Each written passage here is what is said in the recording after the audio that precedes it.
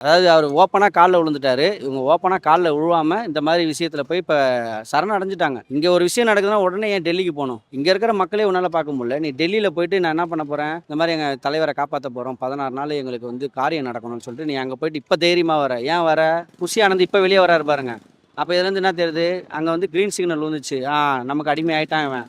இதுக்கப்புறம் இவன வச்சு தான் இனிமே நம்ம ஓட்ட வாங்கணும். அமித்ஷா கண்டிப்பா மீட் பண்ண தான் போயிருப்பாங்க. ஏங்க ஒரு பொலிட்டிக்கல்ல இவ்வளோ பெரிய விஷயம் நடக்குது. உடனே பிரதமர் வந்து ஆழ்ந்த இரங்கல் தெரிவிக்கிறாரு. பிரதமருக்கு உடனே தெரிஞ்சிருக்கு பாருங்க. இங்க மக்கள் அவ்வளோ பேர் சாகும்போது கூட தெரியல. துப்பாக்கில சுடும்போது கூட பிரதமருக்கு தெரியல. இப்போ ஒரு சாதாரணமா ஒரு நெரிசல்ல சாதாரணம் கூட சொல்ல முடியாது. பார்க்கணும்னு போன அந்த ரசிகர்கள் கூட்டம் இருக்கு பாருங்க. அதில நெரிஞ்சதுல கூட அவர் உடனே என்ன கவலை தெரிவிக்கிறாரு. அவன கைது பண்ணுங்கன்னு சொல்லி யாருமே சொல்லல. இப்ப எந்த அளவுக்கு நடக்குது பாருங்க. அதாவது இது முழுக்க முழுக்க வந்து ஆர்எஸ்எஸோட பிஜேபியோட கைக்கூலியாவே மாறிட்டாரு.